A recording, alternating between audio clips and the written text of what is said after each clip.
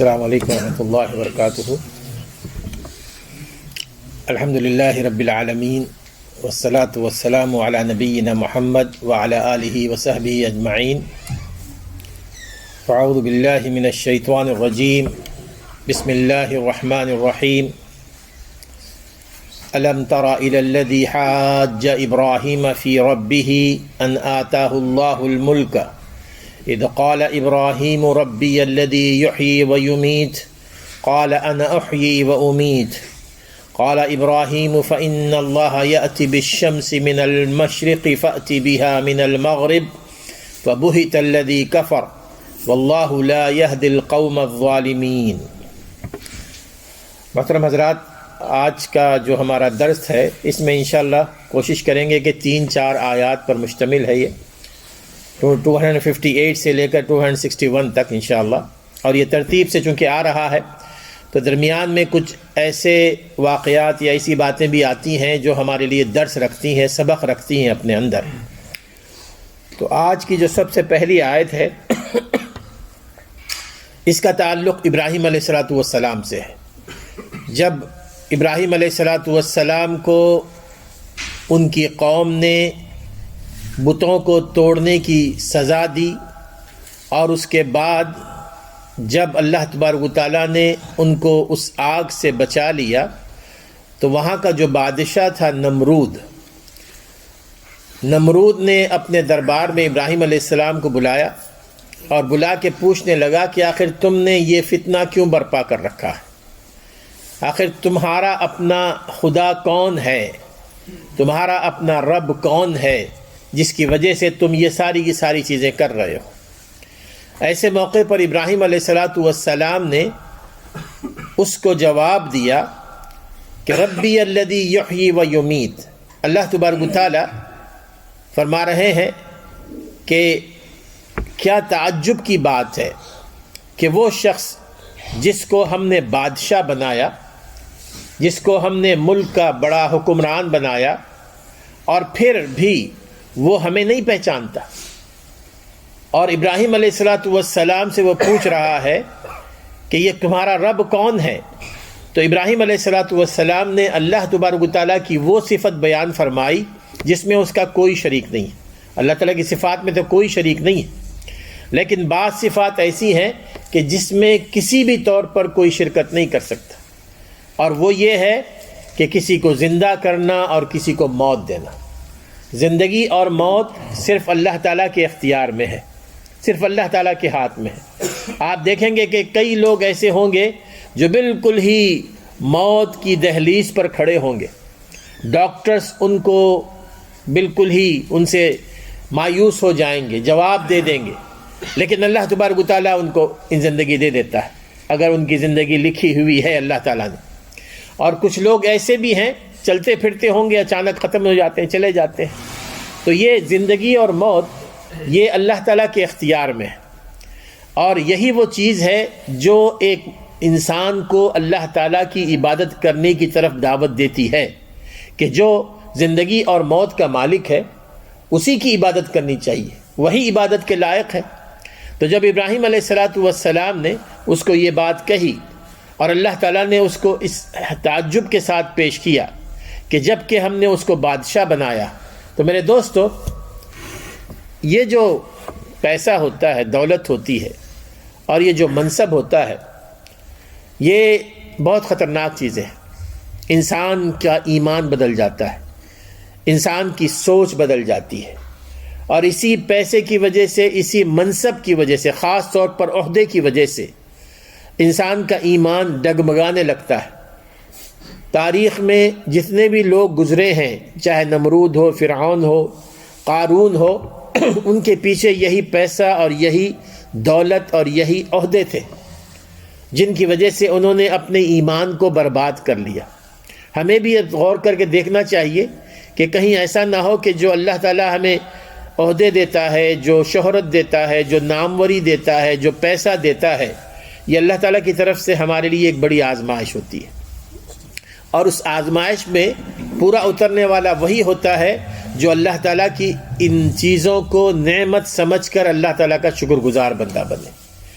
یعنی چاہے وہ آپ کے پاس تھوڑی سی دولت ہو، چاہے آپ کے پاس چھوٹا سا منصب کیوں نہ ہو، اگر اس کے اندر غرور آ جائے نا، اگر اس کے اندر تکبر آ جائے تو سمجھیے کہ وہ تکبر اور وہ غرور اس کو اس سرحد پہ لے جا کے پہنچا دیتا ہے جہاں پر وہ اپنے بارے میں سمجھنے لگتا ہے کہ میں بے نیاز ہوں، مجھے کسی کی ضرورت نہیں ہے، حتیٰ کہ وہاں پر اللہ تعالیٰ کی وحدانیت، اللہ تعالیٰ کی توحید، اللہ تعالیٰ کی ربوبیت کا بھی وہ انکار کر دیتا ہے، جیسے قارون نے بھی کیا۔ سورۃ القصص میں اللہ تعالیٰ نے اس کی طرف اشارہ فرمایا ہے کہ وہ یہ سمجھتا تھا کہ جو کچھ میرے پاس ہے وہ میری اپنی محنت کا نتیجہ ہے، مجھے کسی اور نے نہیں دیا، بلکہ میں تو اس سے زیادہ کہیں ڈیزرو کرتا تھا۔ یہاں پر اس نے بھی جب اللہ تعالیٰ نے اس کو بادشاہ بنایا، اناتا اللہ الملک، کہ اللہ تعالیٰ نے اس کو بادشاہ بنایا، تو اس کا یہ کام تھا کہ وہ اللہ تعالیٰ کا شکر گزار بندہ بنتا، سلیمان علیہ السلام کی طرح بنتا، بجائے اس کے کہ اس نے اللہ تعالیٰ کو ماننے ہی سے انکار کر دیا، اللہ تعالیٰ کی ربوبیت اور اللہ تعالیٰ کی وحدانیت کا انکار کر کے جب ابراہیم علیہ السلام نے اس سے کہا کہ ربی الذی یحیی و یمیت، میرا رب تو وہ ہے جو زندگی بھی دیتا ہے، جو موت بھی دیتا ہے، تو اس نے اپنے گھمنڈ میں، اپنی ضد میں آ کر اس نے کہا قال انا احیی و امید، میں بھی تو زندگی دے سکتا ہوں، میں بھی تو موت دے سکتا ہوں، انا للہ و یعنی یہ جس کے آنکھوں پہ پردہ پڑ جائے نا، اور جس کی عقل پہ پردہ پڑ جائے، وہ نہیں جانتا کہ وہ کیا کہہ رہا ہے۔ اس نے وہاں پر یہ کہا کہ جی کہ اللہ تعالیٰ اگر کر سکتا ہے تو میں بھی کر سکتا ہوں۔ اب اس موقع پر جیسے کہ واقعات آتے ہیں، مفسرین نے بیان کی ہیں، قرآن مجید میں ایسا کوئی واقعہ نہیں آتا کہ اس نے اس کا دعویٰ اپنا سچ کرنے کے لیے ایک معصوم سے شخص کو قتل کر دیا اور کہا کہ جی دیکھیں میں نے اس کو موت دے دی، اور جو شخص موت کا حقدار تھا، سزا جھیل رہا تھا قید خانے میں اور اس کو سولی ہونے والی تھی، اس نے اس کو آزاد کر دیا اور کہنے لگا تھا کہ دیکھیں میں نے اس کو زندہ کر دیا۔ وہاں پر ابراہیم علیہ السلام مجھ سے یہ کہہ سکتے تھے کہ کمال تو یہ ہے کہ جس کو تو نے قتل کیا ہے اب اس کو زندہ کر کے دکھا، کمال تو یہ ہوتا ہے۔ لیکن ایک بحث کا ایک طریقہ کار ہوتا ہے۔ دیکھیے ابراہیم علیہ السلام نے جب یہ دیکھا کہ یہ کج بحثی پر اتر آیا ہے، کج بحثی کہتے ہیں کہ بات کو کسی اور طرف لے جانا، کج بحثی پر اتر آیا ہے، تو انہوں نے وہاں سے دوسری طرف اپنا رخ پھیر لیا گفتگو کا۔ انہوں نے وہاں پر اس کو ایک دلیل یہ پیش کی، قال ابراہیم فإن اللہ یأتی بالشمس من المشرق فأتی بها من المغرب۔ اچھا تو بڑی اچھی بات ہے، اگر تم یہ دعویٰ کرتے ہو تو میرا جو رب ہے وہ سورج کو ایسٹ سے، مشرق سے نکالتا ہے، اب اگر تمہیں اتنا ہی دعویٰ ہے تو ذرا سورج کو مغرب سے نکال کر دکھا، فأتی بها من المغرب فبہت الذی کفر۔ اب وہ جس نے کفر کیا تھا وہ پریشان ہو گیا، مبہوت ہونا کہتے ہیں کہ پریشان ہو گیا، اس کو کوئی جواب نہیں سوجا۔ میں دوستو یہاں پر ابراہیم علیہ السلام نے جو بات یہاں پر بیان فرمائی، ہمارے لیے بھی اس میں سبق ہے۔ دیکھیے چونکہ اس آیت کا جو پہلا ابتدائی الفاظ ہیں وہ یہ ہے الم تر الی الذی حاج ابراہیم، حاج کہتے ہیں جھگڑا کرنا، بحث کرنا، یا آپ اس کو اگر اور آگے لے جائیں تو مناظرہ کرنا، جیسے جس کو کہتے ہیں ڈیبیٹ۔ اور یہ نمرود نے ابراہیم علیہ السلام سے ڈیبیٹ کی تھی، ابراہیم علیہ السلام نے اس کے ساتھ ڈیبیٹ کی، لیکن ڈیبیٹ کا جو طریقہ ابراہیم علیہ السلام نے اختیار کیا، میرے دوستو اس قسم کا جو طریقہ ہوتا ہے وہ بحث کو مفید بناتا ہے۔ میں اس لیے تھوڑا سا اشارہ اس طرف کروں گا۔ ہمارے ہاں آپ نے دیکھا ہوگا کہ اللہ تعالیٰ خیر کرے کہ ہمارے اپنے بہت سارے گروپ ہیں مسلمانوں کے، آپس میں ایک دوسرے کے ساتھ بھی بحثیں ہوتی ہیں، ایک دوسرے کے ساتھ مناظرے بھی ہوتے ہیں، کچھ غیر مسلموں کے ساتھ بھی ڈیبیٹ ہوتی ہے، مناظرے بھی ہوتے ہیں۔ اب یہ جو ڈیبیٹ ہے اور مناظرے ہیں، کیا ان سے کوئی فائدہ ہوتا ہے یا نقصان ہوتا ہے؟ اس سلسلے میں یہ بات یاد رکھیے کہ اللہ تبارک و تعالیٰ نے دعوت کا جو طریقہ کار بتایا ہے کہ تم دوسروں کو حق کی طرف بلاؤ، تو اس کے 3 طریقے بتائے۔ ادعو الی سبیل ربک بالموعظہ بالحکمت، ادعو الی سبیل ربک بالحکمت، کہ تم نے اللہ تعالیٰ کی طرف لوگوں کو بلانا ہے حکمت کے ساتھ، وزڈم کے ساتھ۔ حکمت اور وزڈم کہتے ہیں کہ تم نے اپنے اندر نرمی رکھنی ہے، اور زبان اور لہجہ وہ ہونا چاہیے جو تمہاری طرف اس کو کھینچ کر لائے، نہ کہ سخت ہو، پیار سے، محبت سے، نرمی سے، اور جو بات جتنی اس مناسبت سے کہنی ہے اتنی ہی کہنی ہے۔ یہ ہوتی ہے حکمت۔ بعض اوقات ہم یہ ہوتا ہے نا کہ آپ نے دیکھا ہوگا کہ ایک شخص جس کو آپ پہلی دفعہ اسلام کی دین کی طرف بلا رہے ہیں، نماز کی طرف بلا رہے ہیں، روزوں کی طرف بلا رہے ہیں، اگر آپ نے اس کے ساتھ سخت رویہ اختیار کیا تو وہ تو مسجد بھی چھوڑ کر چلا جائے گا۔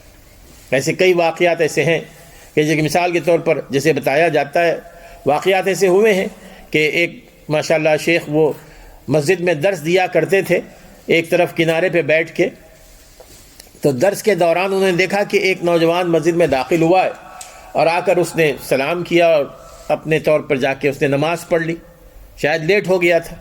نماز کے بعد وہ جا رہا تھا تو انہوں نے اس کو بلایا اور بلا کے کہا کہ تمہیں شرم نہیں آتی؟ اس نے کہا کہ بات کیا ہوئی ہے؟ کہنے کہ تم نے یہ جو شرٹ پہنا ہوا ہے اس کے اوپر تو تصویریں لگی ہوئی ہیں، تمہاری تو نماز ہی نہیں ہوئی ہے، تم کس طرح اس قسم کی نماز پڑھتے ہو؟ یہ تو بےہودگی ہے۔ یہ جو اس نے سنا تو اس کے بعد یہ واقعہ ہے کہ مسجد آنے ہی سے اس نے انکار کر دیا، اس نے مسجد آنا ہی بند کر دیا۔ یہ طریقہ کار نہیں ہوتا ہے دعوت کا کہ دوسروں کے سامنے کسی کی تذلیل کی جائے اور اس قدر سخت لہجہ اختیار کیا جائے۔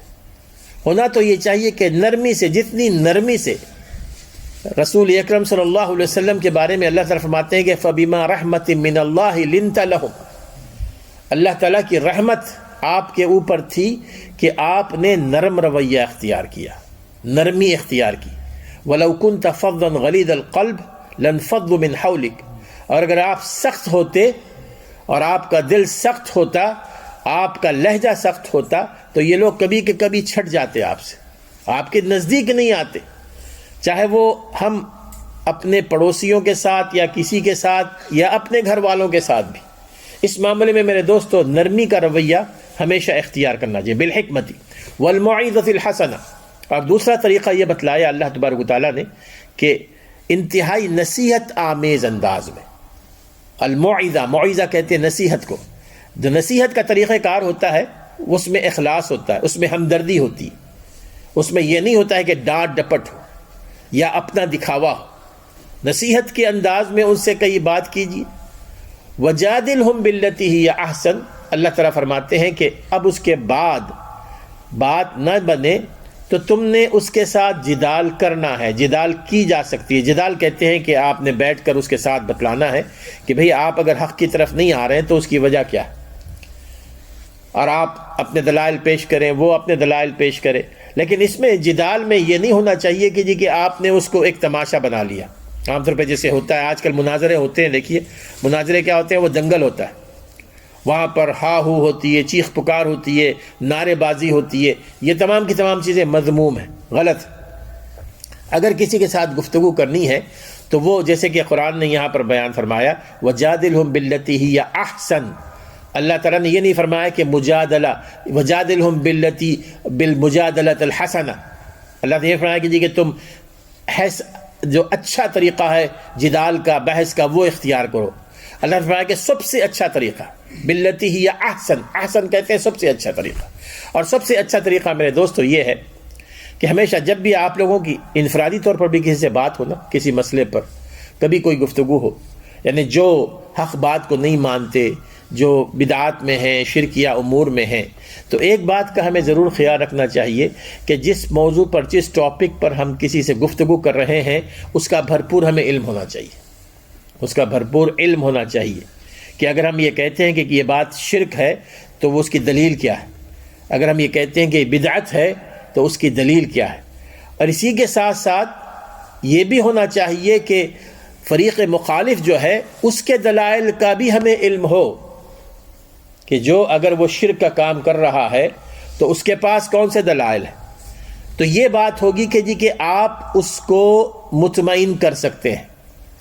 اور اگر ایک شخص جس کے پاس کوئی علم نہ ہو اور پھر وہ کسی سے بحث کرنے بیٹھ جائے، ہو سکتا ہے کہ وہ حق پر ہو لیکن اس کے باوجود وہ شکست کھا جائے گا. اور ایسے واقعات ہوئے کہ بغیر کسی علم کے محض جوش میں آ کر ہم کسی کو سکھانے جائیں اور اس کے پاس دلائل ہوں، چاہے وہ صحیح ہوں چاہے غلط ہو، ہمیں وہ بالکل مسکت کر دے، خاموش کر دے، تو اس کا مطلب یہ ہے کہ لوگوں میں یہ تاثر پھیل جاتا ہے کہ جی کہ یہ کہتے تھے کہ جی کہ یہ سنت پر عمل کے پیرا ہیں، دیکھیں لیکن ان کے پاس کوئی دلیل نہیں. اور دوسری چیز یہ بات بھی یاد رکھیے کہ کسی کے ساتھ اگر بحث کرنا ہو تو اس میں صرف علم کافی نہیں ہوتا ہے، بلکہ بحث کی مہارت بھی ہونی چاہیے، ایبیلٹی بھی ہونی چاہیے. بہت ساری جگہوں پر آپ نے دیکھا ہوگا کہ لوگ کسی اور طریقے سے نکل جاتے ہیں. بہت سارے ایسے واقعات میرے ذہن میں ہیں، جیسے مولانا ثناء اللہ امرتسری رحمہ اللہ، معروف عالم دین تھے نا بر صغیر کے، معروف، بلکہ سب سے بڑے مناظر تھے، بڑے مناظر ماشاءاللہ. ان کے مناظرے بڑے مشہور ہیں. ان میں سے ایک دفعہ ان کا مناظرہ ہوا تھا عیسائیوں سے. یہ تقسیم سے پہلے کی بات ہے، عیسائیوں سے. تو جب وہ آ کے بیٹھے مولانا ثناء اللہ امرتسری اس جگہ پر جہاں پر وہ بیٹھے ہوئے تھے، تو عیسائیوں نے پہلے ہی ابتدا میں ان کے ساتھ ڈیبیٹ کرنے سے انکار کر دیا، کہنے کہ ہم آپ کے ساتھ ڈیبیٹ نہیں کریں گے. مولانا ثناء اللہ امرتسری نے فرمایا کہ جی کہ کیا بات ہے، کیوں نہیں کرتے؟ تو انہوں نے کہا کہ جی کہ آپ مسلمان ہی نہیں ہیں، آپ مسلمان ہی نہیں ہیں، کیسے آپ اسلام کی نمائندگی کر سکتے ہیں؟ انہوں نے کہا کہ میں تو مسلمان ہوں. نہیں. پھر انہوں نے فتوے نکال کے دیے. کچھ اتفاق سے یہ کہ جی کہ ہمارے اپنے ہاں بہت سارے فرقے ہیں نا، انہوں نے ان کے خلاف فتوے لگائے تھے کہ جی کہ یہ اسلام مسلمان نہیں ہے یہ. تو کئی ایک فتوے انہوں نے دکھا دیے. اب اس موقع پر دیکھیے آدمی کیا کرے کہ انہوں نے کہہ دیا اور فتوے بھی دکھا دیے، ثابت کر دیے. تو وہ مولانا اٹھ کھڑے ہوئے، کھڑے ہو کر کہا کہ اگر کوئی شخص اسلام قبول کرنا چاہتا ہے تو وہ کیسے اسلام قبول کرتا ہے؟ لوگوں کو پتا تھا کہ جی کلمہ شہادت پڑھے. تو انہوں نے کہا کہ جی کہ آج میں اسلام قبول کرتا ہوں. انہیں کلمہ لا الہ الا اللہ محمد رسول اللہ کہا اور مسلمان ہو گئے، اور پھر وہی مناظرہ ختم ہو گیا. تو یہ طریقہ کار ہوتا ہے. بہرحال یعنی اس میں مہارت کی ضرورت ہوتی ہے. لیکن میں بہرحال جو بات یہ کہہ رہا ہوں کہ جب آپ دوسروں کو دین کی طرف بلائیں تو اس کا علم بھی اپنے پاس رکھیں، اور اسی طرح اس میں نرمی ہو، اخلاص ہو، ہمدردی ہو. بہرحال یہاں پر جب ابراہیم علیہ السلام نے یہ بات کہی کہ فَإِنَّ اللَّهَ يَأْتِي بِالشَّمْسِ مِنَ الْمَشْرِقِ فَأْتِ بِهَا مِنَ الْمَغْرِبِ فَبُهِتَ الَّذِي كَفَرَ وَاللَّهُ لَا يَهْدِي الْقَوْمَ الظَّالِمِينَ. اللہ تعالیٰ نے فرمایا کہ جی کہ جو لوگ ظالم ہیں اللہ تعالیٰ ان کو ہدایت نہیں دیتا. ظالم کیا ہے؟ یعنی ظلم کرنا ہے کہ آدمی جان بوجھ کر کسی کا حق مارے. ظلم ہوتا ہے حق مارنا، کسی کا حق چھین لینا، اس کو اس کا حق نہیں دینا. اگر ایک شوہر اپنی بیوی کا حق نہیں دے رہا تو وہ بیوی پر ظالم ہے. بیوی شوہر کا حق نہیں دے رہی ہے تو وہ بیوی شوہر کے ساتھ ظلم کر رہی ہے. یہ ظلم ہوتا ہے. اللہ تعالیٰ کے ساتھ بھی ظلم ہوتا ہے جب اللہ تعالیٰ کا حق ادا نہ کیا جائے، اللہ تعالیٰ کی عبادت نہ کی جائے، اس کے ساتھ کسی اور کو شریک کر لیا جائے.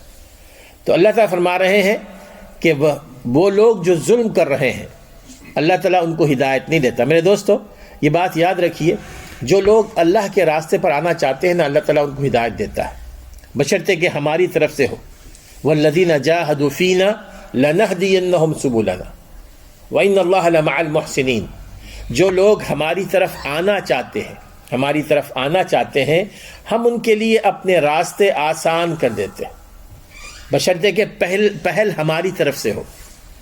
ہماری طرف سے یہ پہل ہو. اگر میرے اندر دلچسپی نہیں ہے کہ میں نمازیں پڑھوں یا قرآن پڑھوں یا نیکی کا کام کروں، سب سے پہلے تو ہمیں چاہیے کہ اللہ تعالیٰ سے دعا کریں. اللہ تعالیٰ سے دعا کریں کہ اللہ مجھے سیدھا راستہ بتا دے، اللہ مجھے نیکی کی توفیق دے، برائیوں سے بچا لے. پورے اخلاص کے ساتھ کیجیے.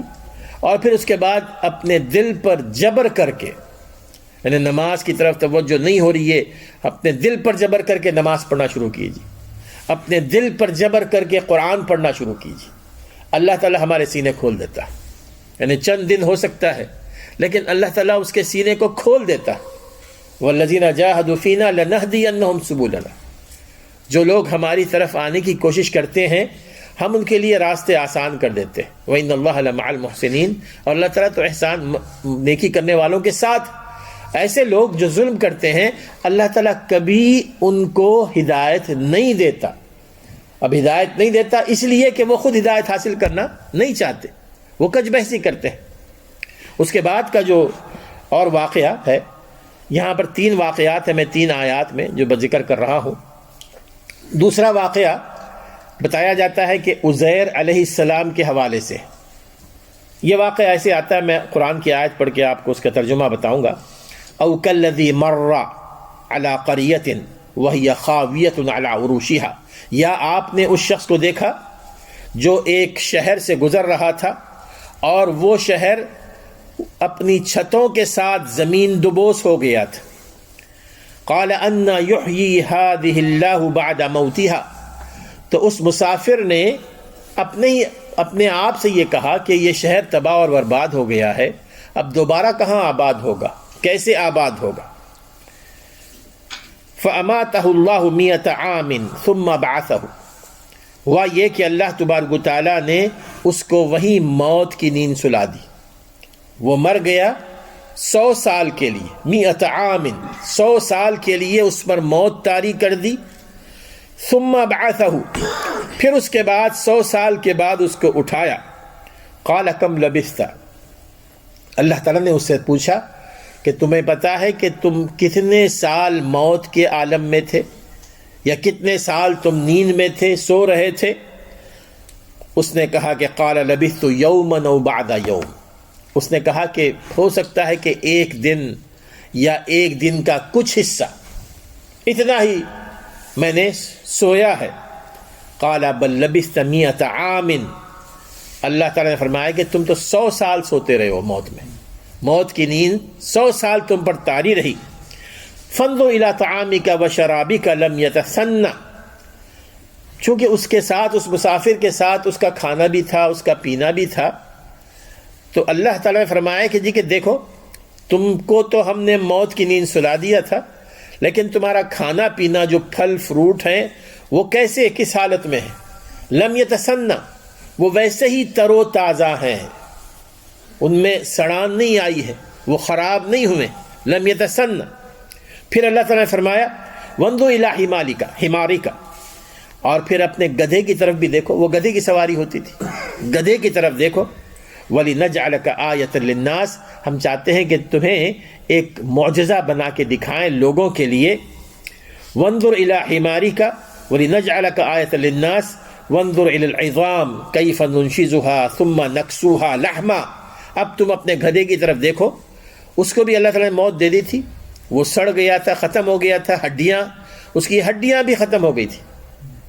اللہ تعالیٰ نے فرمایا وانظر الی العظام، اس کی ہڈیوں کو دیکھو، کیف ننشزها، کیسے ہم ان ہڈیوں کو جمع کرتے ہیں اور پھر ان کو فکس کرتے ہیں ان کی جگہ پر۔ ثم نکسوها لحما، پھر اس پر گوشت چڑھاتے ہیں۔ فلما تبین له قال اعلم ان اللہ علی کل شیء قدیر، جب اس پر یہ بات واضح ہوئی تو اس نے کہا کہ اب میں نے جان لیا کہ اللہ تعالیٰ ہر چیز پر قادر ہے۔ اس آیت سے سبق کیا ملتا ہے ہمیں؟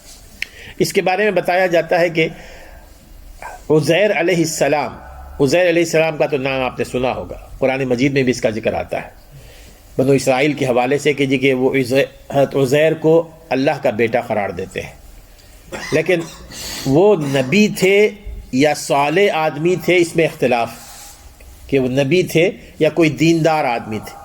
ابو داؤد کی ایک حدیث آتی ہے، رسول اکرم صلی اللہ علیہ وسلم نے فرمایا کہ جو تبع ایک شخصیت تھی، آپ نے فرمایا کہ جی کہ وہ لعنت زدہ لوگوں میں سے ہے یا نہیں ہے، اس کا مجھے پتہ نہیں ہے۔ پھر آپ نے فرمایا کہ عزیر وہ نبی تھے یا نہیں، اس کا بھی مجھے علم نہیں ہے۔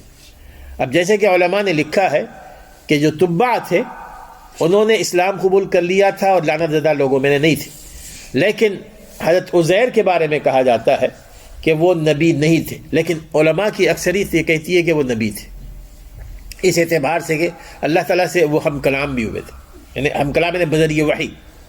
تو بہرحال جو بھی تھے وہ بہت صالح آدمی تھے، ان کے بارے میں آتا ہے کہ تورات واحد آدمی تھے جنہوں نے حفظ کیا ہوا تھا، تورات کو حفظ کیا ہوا تھا، اور یہ گزر رہے تھے بیت المقدس سے، اور بیت المقدس جو تھا اس وقت بخت نصر ایک بادشاہ تھا، اس نے آ کے تباہ و برباد کر دیا تھا اس کو. تو اس شہر کے بارے میں انہوں نے یہ بات کہی تھی اور اللہ تعالیٰ نے ان پر موت طاری کر دی. اب یہ اللہ تعالیٰ نے یہ بات بتانا چاہتا تھا، جیسے آخری آیت ہے اس کی کہ ان اللہ علی کل شیء قدیر، اللہ تعالیٰ ہر چیز پر قادر ہے. اللہ تعالیٰ یہ ہمارے ایمان کا حصہ ہے میرے دوست. اس میں کسی بھی قسم کی کوئی ایسی بات ہو جو شک والی ہو ہمارے ایمان کو خراب کر سکتی. ہمیشہ جو قرآن اور صحیح احادیث میں بات آتی ہے اس پر ہمارا کامل یقین ہونا چاہیے، کامل یقین کہ اللہ تعالیٰ ہر چیز پر قادر ہے. کوئی یہ نہیں کہہ سکتا کہ جی کہ ابراہیم علیہ السلام کو جو آگ میں ڈالا گیا وہ آگ ان کو کیسے نہیں جلائی. آگ کے اندر تو جلانے کا مادہ پیدا ہوتا ہے. اسی طرح کوئی یہ نہیں کہہ سکتا کہ جی کہ حضرت یونس علیہ السلام کیسے مچھلی کے پیٹ میں زندہ رہے اور اس کے بعد مچھلی نے ان کو اگل دیا. یہ وہی لوگ کیسے کا لفظ استعمال کرتے ہیں جن کا اللہ تعالیٰ پر یقین نہ ہو. جب کسی کا اللہ تعالیٰ پر یقین ہو کہ ان اللہ علی کل شیء قدیر، کہ اللہ تعالیٰ ہر چیز پر قادر ہے، تو پھر قرآن مجید کی ایک ایک آیت پر ان کا کامل یقین ہوتا ہے، صحیح احادیث پر ان کا یا کامل یقین ہوتا ہے. اور پھر اس کے بعد تیسرا جو آخری واقعہ ہے وہ ابراہیم علیہ السلام کے حوالے سے ہی. یہ ابراہیم علیہ السلام کی ایک سادہ سی خواہش تھی جو انہوں نے اللہ تعالیٰ کے سامنے پیش کی تھی. وہ خواہش کیا تھی؟ ابراہیم علیہ السلام نے ایک دفعہ فرمایا کہ وَإِذْ قَالَ إِبْرَاهِيمُ رَبِّ أَرِنِي كَيْفَ تُحْيِي الْمَوْتَى. جب ابراہیم علیہ السلام نے یہ کہا اے میرے رب مجھے بتا کہ تو ان لوگوں کو کیسے زندہ کرتا ہے، ان چیزوں کو کیسے زندہ کرتا ہے جو موت جن پر آ چکی ہے، جو مر چکے. کیف تحیی الموتى.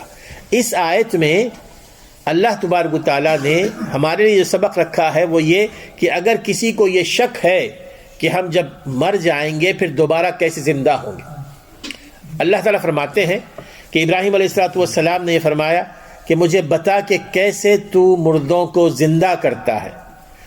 قال اولم تؤمن. اللہ تعالیٰ نے فرمایا کہ جی کہ کیا تجھے یقین نہیں ہے؟ قال بلا ولکن لیطمئن قلبی. ابراہیم علیہ السلام نے فرمایا کہ بلا. عربی زبان میں دو لفظ ہوتے ہیں، دیکھیے جب جواب دینا ہو تو دو لفظ. ایک لفظ ہوتا ہے نعم. نعم جیسے مثال کے طور پر اگر ہم کہیں کہ هل انت محمد، کیا تم محمد ہو، وہ یہ کہے گی جی کہ نعم، تو مطلب یہ ہوتا ہے کہ ہاں. لیکن دوسرا لفظ ہوتا ہے بلا. بلا کا معنی یہ ہوتا ہے کہ کیوں نہیں. بلا کا معنی ہوتا ہے کہ اس میں بہت تاکید ہوتی ہے، یعنی اس میں یہ نہیں کہ صرف ہاں میں ہی ہوں، اس میں کوئی شک نہیں. جب ابراہیم علیہ السلام سے اللہ تعالیٰ نے فرمایا کہ کیا تمہیں یقین نہیں ہے، تو انہوں نے کہا کہ قال بلا، وہ کیوں نہیں، مجھے پورا یقین ہے. ولکن لیطمئن قلبی، لیکن اللہ میں میرے اطمینان قلب کے لیے میں چاہتا ہوں کہ یہ ہو جائے. ولکن لیطمئن قلبی. اب اللہ تعالیٰ نے ان کو فرمایا کہ قال فخذ اربعۃ من الطیر فصرهن الیک. اللہ تعالیٰ نے فرمایا ابراہیم السلام سے کہ تم 4 پرندے پکڑو. اب پرندے وہ کون سے تھے ہمیں اس بحث میں نہیں پڑھنا، مفسرین نے مختلف چیزیں بتائی ہیں، بحث میں نہیں پڑھنا ہے کہ وہ کون سے پرندے. قرآن نے نہیں بتایا ہے تو معنی یہ ہے کہ وہ امپورٹنٹ نہیں ہے.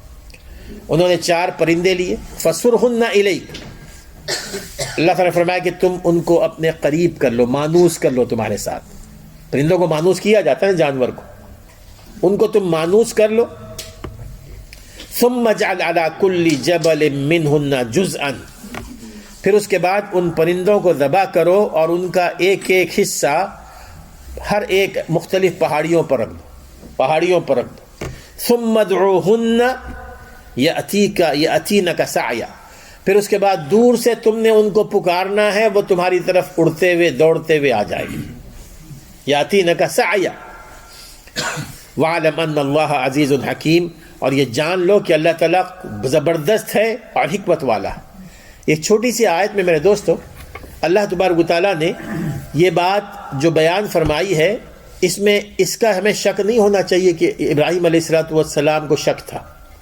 ابراہیم علیہ السلام کو کوئی شک نہیں تھا، کیونکہ ہمارا ایمان ہے کہ جو انبیاء ہیں، جو رسل ہیں، وہ اللہ تعالیٰ پر ایمان بالغیب میں اور اللہ تعالیٰ کے ہر چیز پر قدرت رکھنے میں اور یوم الآخرت پر ان کا ایمان سب سے زیادہ مضبوط ہوتا ہے. اس میں کوئی شک نہیں، ان کا ایمان سب سے زیادہ مضبوط ہوتا ہے. لیکن چونکہ اللہ تبارک و تعالیٰ انبیاء اور رسل کو جو ڈیوٹی دیتا ہے نا، جو ذمہ داریاں دیتا ہے، ان ذمہ داریوں کو آسانی سے اور یقین کامل سے نبھانے کے لیے اللہ تعالیٰ کبھی ان کو آسمانوں اور زمین کے کئی راز ان کو بتلاتا بھی تاکہ وہ اپنی آنکھوں سے دیکھیں، بتلاتا بھی ہے. اور یہی وہ معراج ہے نا، رسول اکرم صلی اللہ علیہ وسلم کو جو معراج ہوئی تھی، مقصد یہی تھا.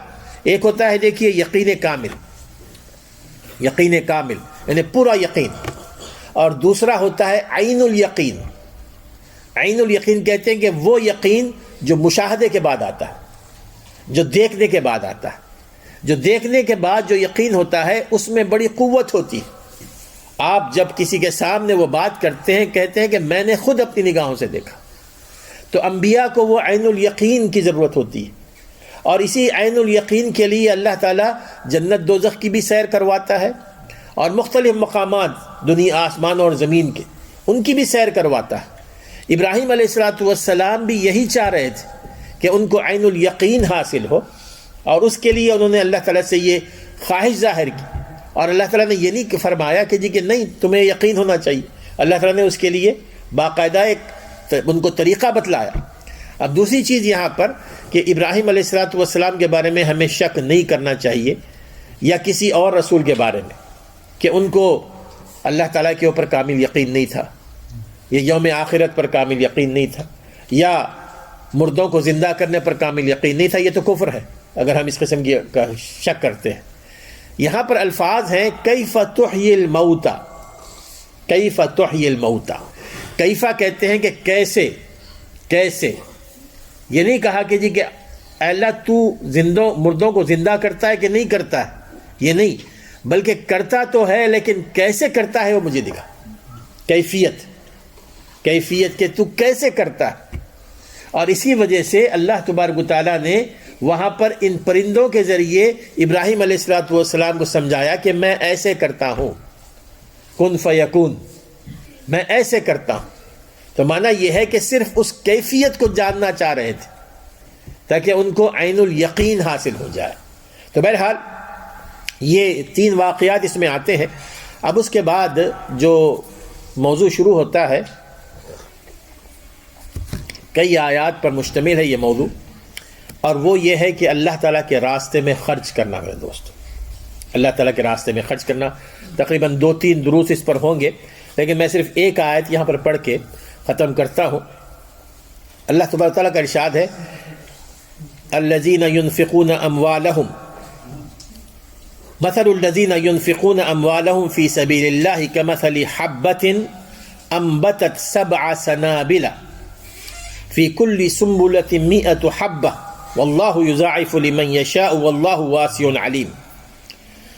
جو لوگ اللہ کے راستے میں خرچ کرتے ہیں، مثل الذین ينفقون اموالہم، اپنے مالوں کو، فی سبیل اللہ، اللہ کے راستے میں. اللہ کے راستے میں مطلب یہ ہے کہ اس میں کوئی ایک نہیں ہے، ہر وہ کام جن سے اللہ تعالیٰ راضی ہوتا ہے وہ ہے اللہ تعالیٰ کا راستہ.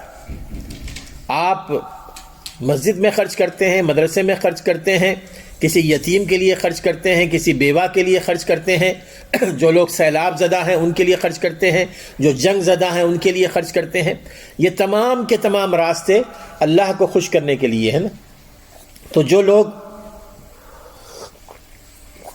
اس طریقے سے اپنے مال کو خرچ کرتے ہیں، اللہ تعالیٰ نے ان کی مثال دی. دیکھی ہمارے نزدیک تو ہم اگر 10 پاؤنڈ خرچ کریں گے تو 10 پاؤنڈ کا حساب ہوتا ہے نا ہمارے پاس. 100 پاؤنڈ خرچ کریں گے 100 پاؤنڈ کا حساب ہوتا ہے. بات ایسی نہیں ہے اللہ تعالیٰ کے پاس. اللہ تعالیٰ کے پاس بات یہ ہے کہ تم جو مال خرچ کرتے ہو اس کی مثال ایک دانے کی طرح ہے. ایک سیڈ، ایک دانہ ہے جس سے 7 بالیاں نکلتی ہیں. اناج کی بالیاں ہوتی ہیں نا، گندم کی بالیاں، اور ہر بالی میں 100 دانے ہوتے ہیں. ہر بالی میں 100 دانے ہوتے ہیں. فی کل سنبلۃ 100 حبہ.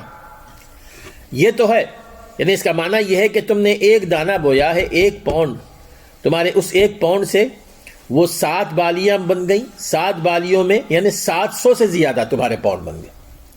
لیکن اتنا ہی نہیں، واللہ یضاعف لمن یشاء، اللہ تعالیٰ جن کو چاہتا ہے اس سے کہیں زیادہ اجر عطا فرماتا ہے. میرے دوستو، یہ اللہ تعالیٰ کا اجر، اللہ تعالیٰ کا کرم ہے، بہت بڑا کرم ہے. ایک بندے کو اللہ تبارک و تعالیٰ اللہ کے راستے میں خرچ کرنے کی توفیق دے دے، یہ کافی ہے. لیکن اللہ تعالیٰ جو بندہ خرچ کرتا ہے اس کو، جیسے کہ رسول اکرم صلی اللہ علیہ وسلم نے ایک صحیح حدیث میں آپ نے فرمایا کہ تم حتیٰ ان اللقمۃ التی، یعنی جو لقمہ ہم ایک لقمہ کسی کو کھلائیں نا، حضور فرماتے ہیں کہ اس لقمے کو اللہ تعالیٰ لیتا ہے اپنے دائیں ہاتھ سے اور اس کی پرورش کرتا ہے.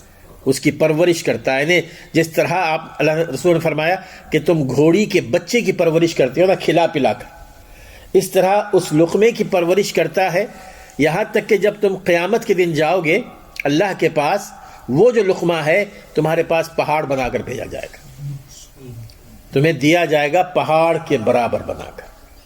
میرے دوستو، یہ اس قدر اچھا موقع ہے ہمارے لیے اللہ کے راستے میں خرچ کرنا کہ یہ چیز ہمارے لیے اجر کا نہ صرف باعث اجر ہے بلکہ پہاڑوں برابر اجر ہوتا ہے.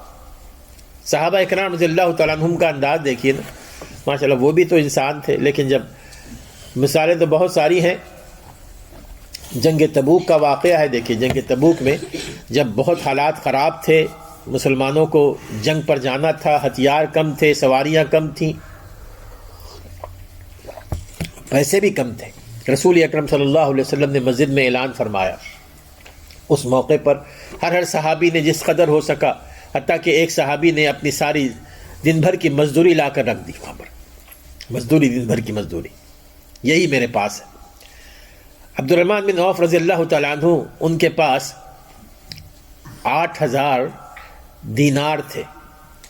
وہ 4000 دینار لے آ گئے اور رسول کے سامنے ڈھیر کر دیا.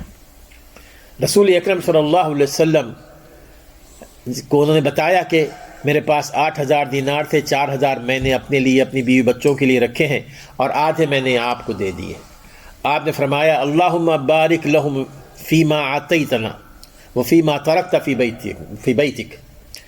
آپ نے فرمایا کہ اللہ برکت ڈال اس پیسے میں بھی جو اس نے ہمیں دیا ہے، اور اس پیسے میں برکت ڈال جو اس نے اپنے گھر میں چھوڑا ہوا. پیچھے سے عثمان بن عفان رضی اللہ تعالیٰ عنہ تشریف لاتے ہیں. وہ آ کر انہوں نے 1000 درہم دے دیے، 1000 درہم، اور لا کر رسول صلی اللہ علیہ وسلم تشریف فرما تھے، آپ کی گود میں ڈال دیے. وہ سکے، سونے کے سکے ہوتے، آپ کی گود میں ڈال دیے. رسول اکرم صلی اللہ علیہ وسلم اس قدر خوش ہوئے، حدیث میں آتا ہے کہ آپ اپنے ہاتھوں سے ان کو ایسے الٹا رہے تھے، پلٹا رہے تھے سکوں کو، اور بار بار اللہ تعالیٰ سے دعا کر رہے تھے کہ اللہ اس روز جو یہ آج کا دن ہے، اس دن کو اللہ نہ بھلانا عثمان کے حوالے سے، کہ آج عثمان نے جو مدد کی ہے ہماری، اللہ تو یاد رکھ اس عثمان کو.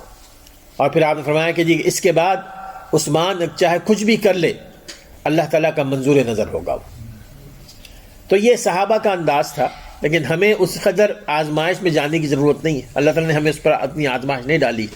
بس ہمیں یہ کرنا ہے کہ ہمارا کوئی دن ایسا نہ گزرے، چاہے وہ 1 پاؤنڈ کیوں نہ ہو، جو ہم اللہ تعالیٰ کے راستے میں خرچ نہ کریں.